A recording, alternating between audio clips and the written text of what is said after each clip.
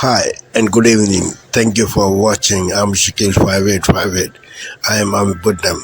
Now the latest headlines from world channels and news agencies.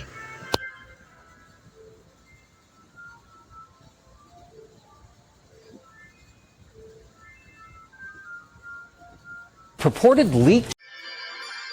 Tonight, breaking news as we come on the air 5 days to go. Donald Trump in the battlegrounds tonight, both making news at this hour. Outside New York City, the New York State trooper shot, rushed into surgery. The hunt right now for the suspect. And the record highs this Halloween from New York to Philadelphia and beyond. And the big change now coming. First tonight, 5 days until Election Day. Tonight, Vice President Kamala Harris in Phoenix, taking aim at former President Donald Trump after Trump said he will protect women, quote, whether they like it or not. What Harris is now saying. And tonight, Donald Trump, after the jokes about Latinos in Puerto Rico at his rally in New York, his new message late today to Latino voters in New Mexico, and his message on bringing down costs. And Elon Musk, who Trump has said would be given a role, Musk now saying Americans should brace for temporary hardship, spending cuts. The Harris team responding to that tonight. The record-setting Halloween, 81 in New York City, 82 in Philadelphia, and the big change coming across this country. We're tracking it. The horrific new images coming in tonight. More than 150 people now dead in Spain, scores still missing.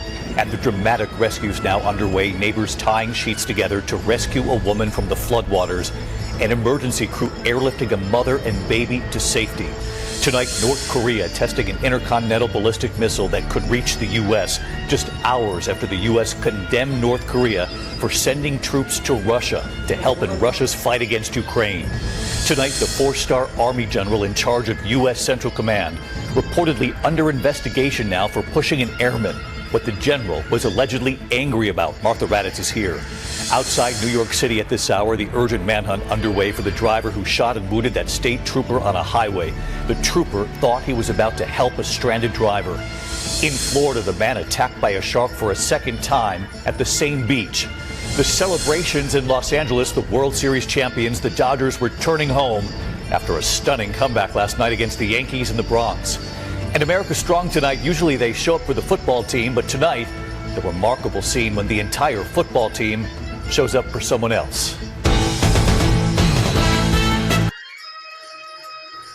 Tonight, 5 days left, nearly 62 million votes in, and a million miles to go on the campaign trail. Vice President Harris and former President Trump leaving little ground uncovered in the desert west. We go one-on-one with Harris on the trail in Arizona, why she says Mr. Trump is out of touch with women after he said he would protect women like it or not. And day one, what's your first executive action?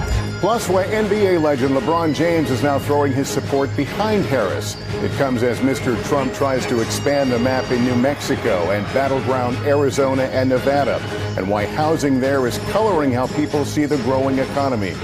Elon Musk's legal battle over his $1 million lottery checks on the campaign trail, and how his social media platform X has changed since he took over. Plus, our window into how Microsoft tracks misleading videos being spread to millions. The stunning murder arrest in the wilderness of Montana. From a 911 call about a deadly bear attack to a complete stranger's confession. On Halloween, record heat across the country. Cities smash highs as trick-or-treaters leave the coats at home. Return to work or else? Years after the start of COVID, major companies like Starbucks tell their staff to get back to the office, what their CEO says tonight. And the series Watch Closely, a world away as the City of Angels celebrates. The party is just starting in Japan. This is NBC. The fight for the West, how the candidates are trying to win over voters with only 5 days until the country casts its final ballots. As president, there is nothing in the world that will stand in my way. You have to go out, you have to vote. We want to win, win, win. Plus, America divided. Where did you hear that?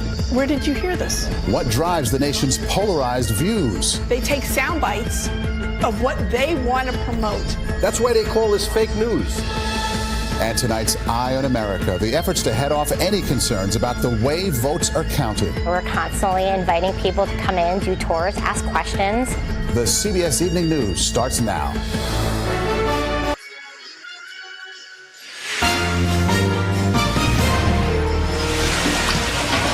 Ukraine still reeling this Thursday night from a deadly catastrophe. I've never seen something like that. The overwhelming grief and the Canadian teenager who is stranded. It's crazy. Alberta's sweeping changes to sex ed and the rights of trans and gender diverse people. Our government is introducing 3 pieces of legislation, whom the Premier is catering to, plus the backlash. Pleading for peace. We just can't wait for this to end. We need an immediate ceasefire. The common ground among 2 Canadians on opposing sides of the Middle East conflict. And getting to know the moon's dark side, how Canada is gearing up to explore where it's never gone before.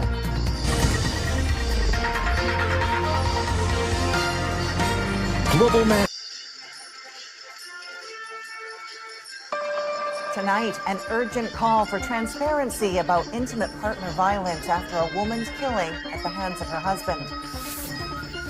If it just reaches one person, then maybe it just wasn't all in tragedy.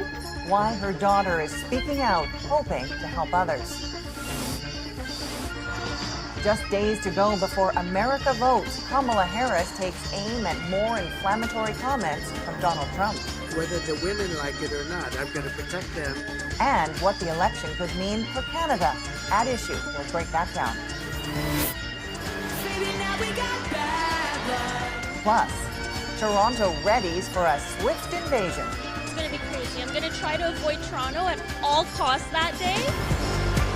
From CBC News, this is The National with Erica Johnson. Thanks for joining us. Adrian is away. Tonight, one of the worst storm disasters to hit Europe.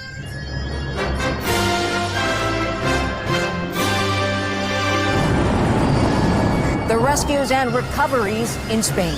Grande apocalypse.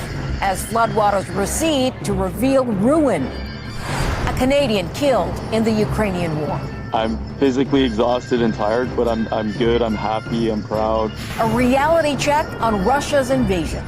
And hundreds of new allegations against a former head of Harrods. It's the worst case of corporate sexual abuse of women that the world has ever known. Welcome to the Eras Tour. Tailor-made for Toronto, counting down to a colossal concert. For this local economy, this is an incredible event. 152 million direct spending. And unleashing the bark side. No tricks, just treats, please, for these ghosts and goblins. Get as much candy as possible.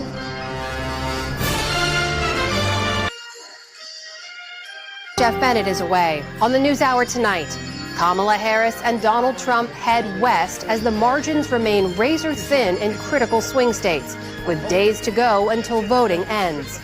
The Supreme Court allows Virginia to purge voter rolls. How unsubstantiated claims of non-citizens voting have spurred the move and the effect it could have on the election.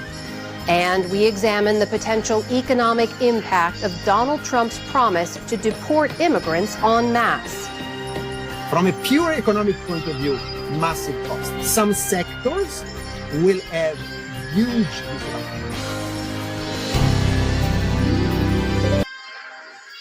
Republican lawmakers now reportedly are ready to assist former President Trump with border enforcement and immigration reform if he retakes the White House. Senator Ted Cruz and Congressman Troy Nehls, both of Texas, say plans to strengthen the border security and enforcement within the United States are on the table right now. Retired Border Chief Rodney Scott wrote an open letter endorsing Trump. More than 200 retired Department of Homeland Security officials signed on. And they argue, and this is a quote, President Trump is the only candidate that we can trust to secure our nation's border, end quote. The former president continues to hit his rival on an issue he knows he wins on. They've thrown open your borders to criminals and terrorists. They've flooded your towns with deadly drugs and death. They've given you jobs to illegal migrants. And this Tuesday is your chance to stand up and declare that you are not going to take it anymore. Law enforcement is bracing for another possible surge of illegal immigrants at our southern border. I mean, we've been watching a caravan that's massing on the other side of the border for 2 weeks now. Texas officials say they've seen an increase in crossings of so-called special interest aliens. Okay, that's a problem. We don't even want 5 of them, let alone thousands. These people could pose a specific level of threat to American citizens. Brooke Taylor on the story from McAllen, Texas. Brooke.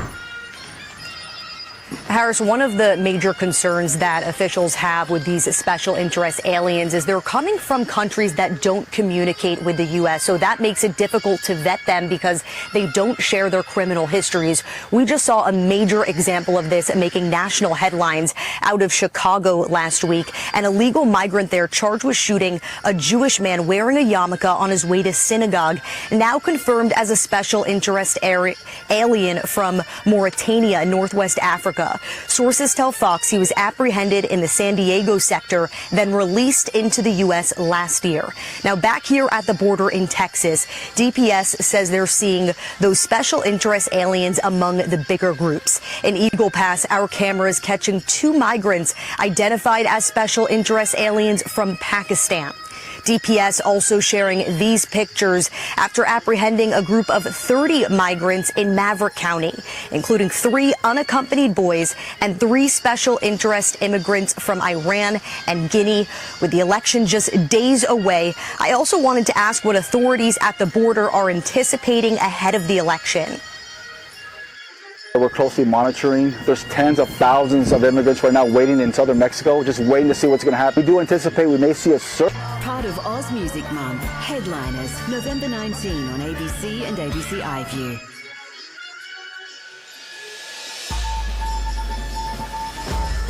Devastation in Spain. Hundreds of millions of dollars in aid flows into Valencia. Dozens of people are still missing and 158 dead.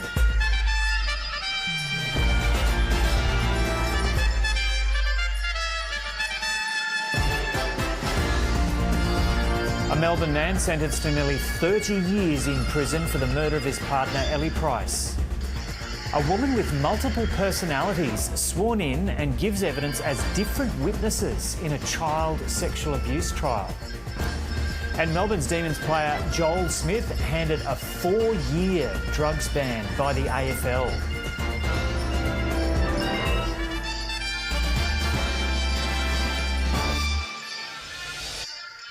This is Asia Now. Hello and good afternoon. It is 2 p.m. in Singapore and Hong Kong, 11:30 a.m. in New Delhi, 1 o'clock in Jakarta. I'm Yasmin Yonkers at this hour. Typhoon Kongray makes a ferocious turn towards Shanghai and the rest of China's eastern coast after leaving Taiwan in tatters with 2 dead and more than 500 injured. Indonesian firefighters struggle to douse a raging inferno at a cooking oil factory near Jakarta. At least 1 person's found dead. And the U.S. warns some 8,000 North Korean troops are set to enter combat against Ukraine in the coming days. President Volodymyr Zelensky slams his Western allies for what he calls their zero response and questions China's striking silence.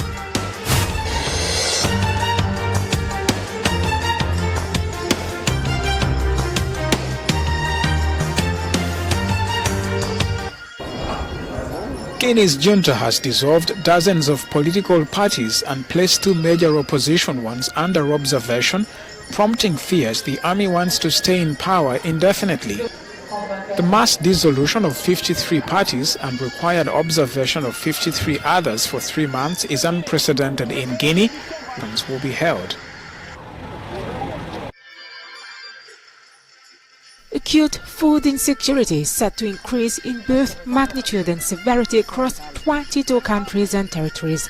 This is according to a report issued Thursday by the UN Food and Agriculture Organization and the UN World Food Programme. Palestine, South Sudan, Haiti, Mali and Sudan remain at the highest alert level. In Sudan, for instance, famine has already been declared in Zamzam, a camp in North Darfur. And we also see the risk of famine in Palestine, particularly the Gaza Strip, and the drivers largely are linked to the conflict as well as armed violence. Effects of the La Niña weather pattern are expected to further exacerbate some of the food crises. The report, titled Hunger Hotspots, covers an outlook period running from November 2024 to May 2025. In areas where conflict is the major driver of the food insecurity and the humanitarian need, FAO calls for unimpeded access to the population that has been affected. Of the federal government. In its latest report titled Stop the War on Children, Save the Children reports a 14% increase in 2023 in violations of the rights of children living in conflict zones around the world. More than 31,000 cases were recorded this year, or around 86 violations a day, including sexual assaults and attacks on schools. In 2023, the recent data that we have collected, the number of conflicts that involve the member states are 59, the highest number since the end of the Second World War, and 473 million children. More than 1 in 6 are living in conflict zones, and the number of grave violations in 2023 alone has been 31,721, which is the highest ever recorded since 2010, when the UN started documenting grave violations. These 6 grave violations include killing and maiming, which is the highest, by the way, of children that are being killed and being maimed. Another serious violation concerns the denial of access to humanitarian aid. Hello, I'm Yinka Yetade. This is Daybreak here on France 24. Let's take a look at the stories making headlines around the world. Rescuers scour through stranded cars and mud-laden debris looking for the missing from flash floods in Spain. The death toll now inching up to at least 158 people. Clouds of smoke fill the skies over Beirut's southern suburbs as Israel pounds the area with multiple airstrikes. Meanwhile, a fresh diplomatic push to clinch a ceasefire in the war with Hezbollah after Prime Minister Benjamin Netanyahu met with US officials on Thursday. In the race to the White House, Vice President Kamala Harris ramps up star power, bringing out pop icon Jennifer Lopez at a rally in Nevada. Her rival Donald Trump also campaigning in the battleground state, where he confirmed that he has sued CBS for allegedly editing Harris's 60 Minutes interview aired last month. And today, the 60th anniversary of the November 1st Algerian Revolution, which paved the way for the country's independence from France in 1962. We take a look back on the North African country's fight for freedom.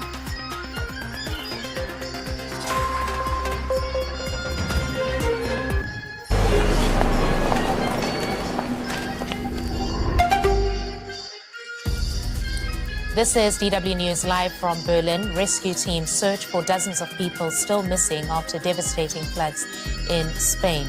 At least 158 died in one of Europe's worst natural disaster in decades. Communities are on edge as further rains continue to threaten parts of Spain. And the United States says North Korean troops are poised to join the fight alongside Russia against Ukraine in a matter of days. U.S. Secretary of State Antony Blinken says 8,000 North Korean troops are already in Russia's Kursk region. And 3 months after Bangladesh's student uprising overthrew the government, we meet protesters struggling to recover from injuries they suffered in the brutal crackdown.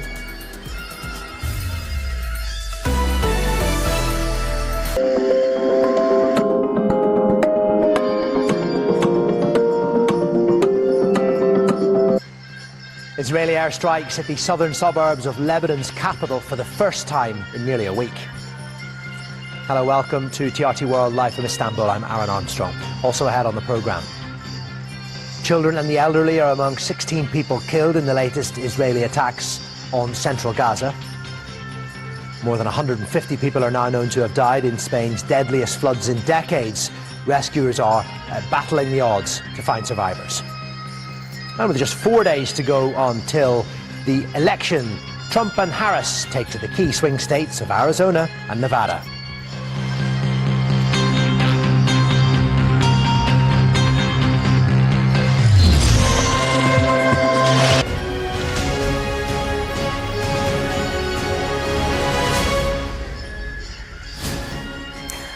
Hello, good morning. It's 6 o'clock. On today's programme, the national housing crisis and how it's leaving the country's most vulnerable out in the cold. Plus, we'll tell you how England's cricketers got on against the West Indies in their first one-day international. It's Friday, the 1st of November. You think you'll have a home by Christmas? No, I really don't. No, I don't think I will. But they have told me I'm not going to be here for Christmas, so I don't know where I will be. I just hope it's not on the street. The mother of 3 whose story is repeated across England with more than 150,000 children in temporary accommodation. We wait to see how markets react this morning after a hostile reaction to the Chancellor's budget yesterday. Spain calls in the military to help in the clean-up after flash flooding, which have killed more than 150 people. Now, the race for the White House enters its final days with political division testing family ties. I can't wait till this is over and we know President Trump will be president and then you have nothing more to say. No, I probably will have things to say. Plus, an update expected later on today in Manchester United's bid to make Ruben Amorim their next manager.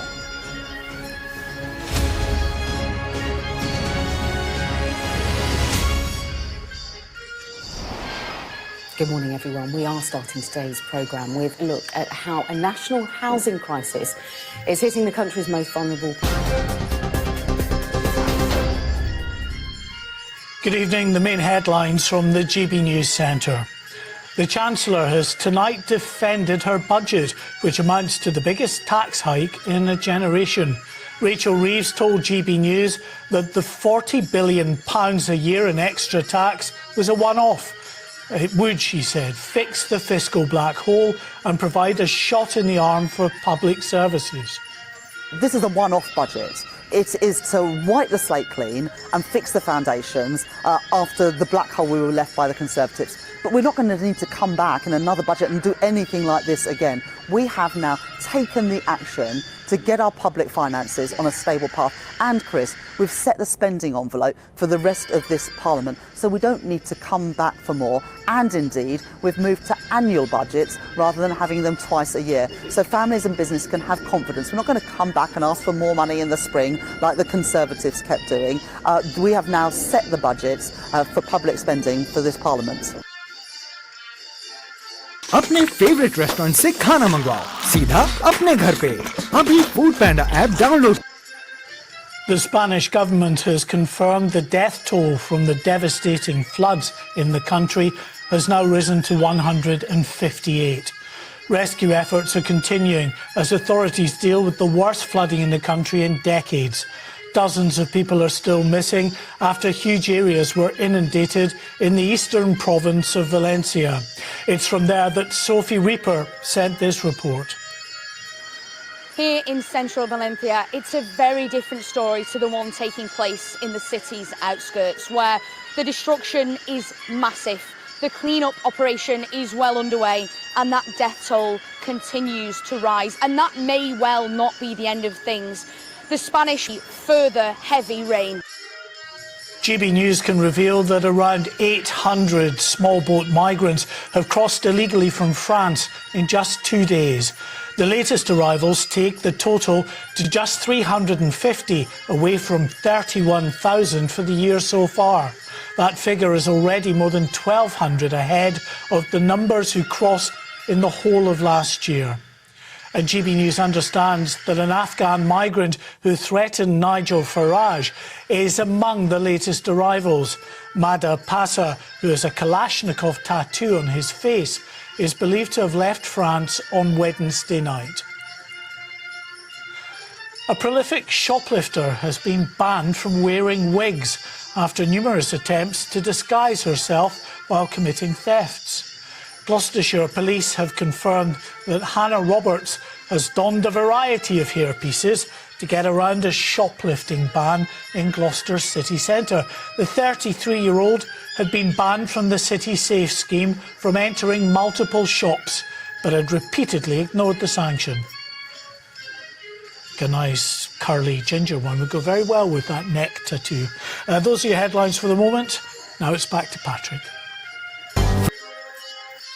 It was yesterday morning that one of 4 reconnaissance helicopters spotted a mother and this 1-year-old baby lifted to safety from the floodwaters that had trapped them for 24 hours.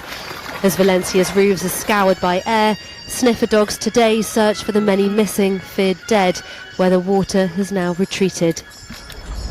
The firefighters took the elderly first, when they could get in. I'm from nearby, so I tried to help and rescue people.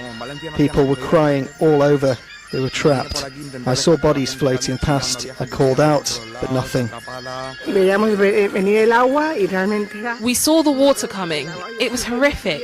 It was just rising and rising. And then we saw people desperately trying to get back into their homes.